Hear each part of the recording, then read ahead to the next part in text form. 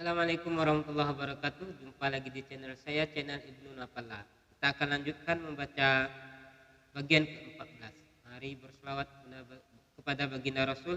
Allahumma sholli ala sayyidina Muhammad wa ala ali sayyidina Muhammad. 14. Pemugaran Ka'bah.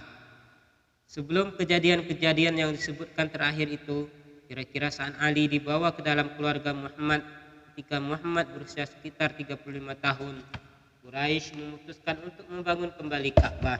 Hal itu dilakukan karena dinding-dinding yang ada saat itu hanya setinggi manusia dan tidak ada atapnya. Artinya, kalaupun pintu dikunci, mudah sekali untuk dimasuki. Belakangan, ada pencurian terhadap sebagian barang berharga yang dipendam di bawah tanah yang memang digali di dalam bangunan itu sebagai tempat penyimpanan. Mereka telah menyiapkan semua kayu yang dibutuhkan untuk atap. Ada kapal seorang pedagang Yunani di pantai Jeddah yang hancur dan tak bisa diperbaiki lagi, dan kayu kapal itulah yang mereka ambil untuk membuat atap. Pada saat itu di Mekah kebetulan ada seorang Koptis yang ahli memahat kayu. Namun demikian, karena sangat menghormati Ka'bah, mereka ragu-ragu melakukannya. Rencananya dinding-dinding yang terdiri atas batu-batu lepas akan dipugar dan akan dibangun kembali secara utuh, tetapi mereka takut ditimpa bencana karena telah melanggar kesucian. Mereka semakin ragu setelah ada seekor ular besar yang setiap hari keluar dari bawah tanah dan berjemur di bawah terik matahari di sudut dinding Ka'bah. Ketika ada orang yang mendekat, ular itu mengangkat kepalanya dan mendesis dengan mulut terbuka, sehingga mereka ketakutan. Namun pada suatu hari, ketika ular itu tengah berjemur, Tuhan mengirim seekor burung elang untuk menerkam ular itu dan pergi membawanya. Karena itu, kaum Quraisy berkata antara mereka sendiri, kini kita boleh berharap Tuhan merestui maksud kita. Kita mempunyai seorang pemahat yang sehati dengan kita, dan kita juga punya kayu, dan Tuhan telah membebaskan kita dari ular itu. Orang yang pertama yang mengangkat batu dari atap salah satu dinding Ka'bah adalah Abu Wahab dari Bani Makhzum, saudara Fatimah nenek Muhammad. Tetapi begitu diangkat, batu itu terlepas dari tangannya dan kembali ke tempat semula. Mereka semua langsung menyingkir dari Ka'bah dan takut untuk meneruskan rencana mereka. Kemudian pemimpin Makhzum, Walid, putra almarhum Mughirah, mengambil sebuah godam dan berkata, aku akan memulai meruntuhkan untuk kalian. Lalu ia menuju Ka'bah dan berkata, ya Tuhan, jangan takut ya Tuhan, kami hanya menghendaki kebajikan.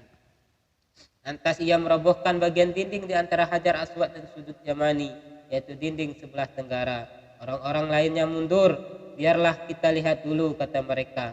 Kalau Walid terbunuh, kita tidak akan meruntuhkan dinding Ka'bah dan akan membenahinya lagi seperti semula.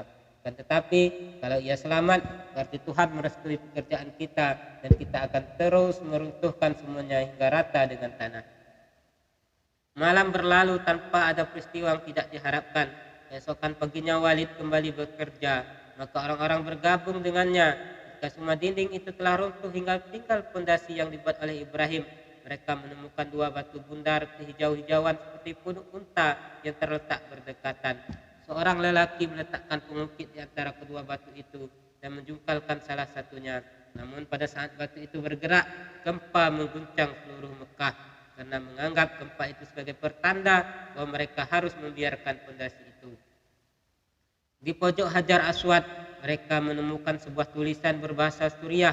Mereka menyimpannya tanpa mengetahui isinya. Ada seorang Yahudi membacakannya kepada mereka, aku adalah Tuhan, pemilik Ka'bah. Aku ciptakan ia pada hari kuciptakan langit dan bumi, ketika kuciptakan matahari dan bulan, serta kutempatkan di sekelilingnya 7 malaikat yang suci. Ka'bah akan tetap berdiri selama 2 bukit di sekitarnya berdiri, bahkan bagi penduduknya dengan susu dan air. Tulisan lainnya ditemukan di dalam makam Ibrahim, sebuah batu kecil di dekat pintu Ka'bah yang secara ajaib terdapat cetakan bekas telapak kaki Ibrahim. Mekah adalah rumah Tuhan yang suci, maka penziarahnya datang dari 3 penjuru. Jangan biarkan kaumnya menjadi orang pertama yang mencemarinya.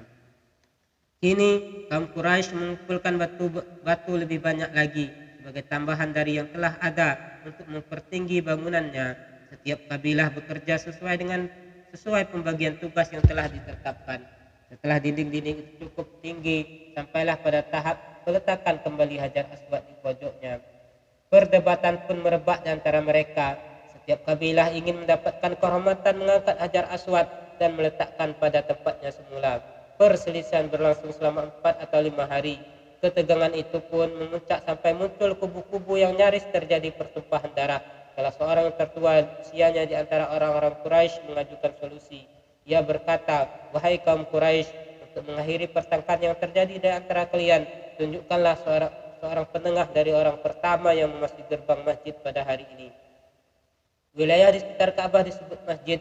Dalam bahasa Arab, masjid adalah tempat bersujud, karena ritual sujud pada Tuhan menghadap ke rumah suci itu telah dilakukan di sana sejak zaman Ibrahim dan Ismail.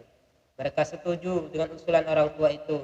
Ternyata orang yang pertama kali masuk ke masjid adalah Muhammad yang baru saja kembali ke Mekah.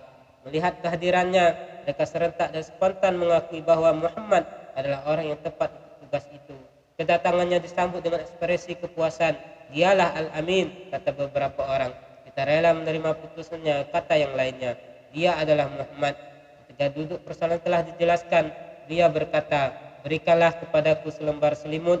Setelah mereka memberikannya, dia membentangkan selimut itu di tanah, lalu beliau mengambil dan meletakkan Hajar Aswad di tengah kain itu. "Silahkan setiap kabilah memegang ujung selimut itu," katanya. Dan mereka secara serentak mengangkat batu itu. Setibanya di tempat penyimpanan Hajar Aswad, Muhammad mengambil batu itu lalu meletakkannya di pojok. Pemugaran Ka'bah pun dilanjutkan hingga selesai. Habis bagian 14. Bagian ke-15 membicarakan wahyu pertama. Jangan lupa share, like, dan